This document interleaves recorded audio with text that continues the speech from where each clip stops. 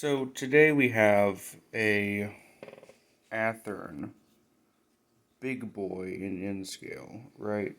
As you can see, this is not a factory board. That is a Loksound V5.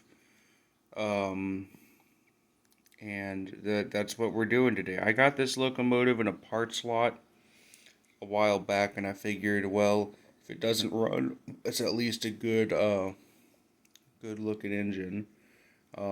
But turns out it will run, except it didn't have its decoder board. So, yeah. And somebody had custom wired it for DC operation with those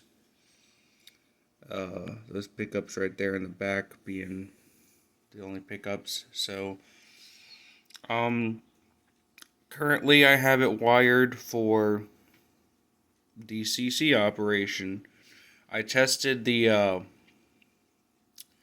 Loksound V5 decoder last night, and it works well. Now, I'm not too familiar with the wiring on this locomotive. Obviously, there's this board here, right?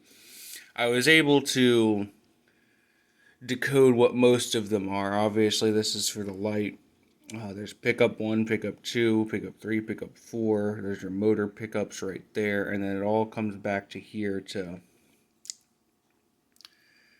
go to the tender. Okay, obviously we have motor 1, motor 2, when we have left and right pickup. But there's a center wire, and I don't know if that's like the common for the lamp or if that's something else entirely.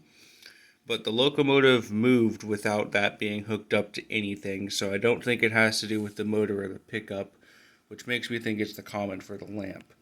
But I'm going to have to find a wiring diagram before I can finish this.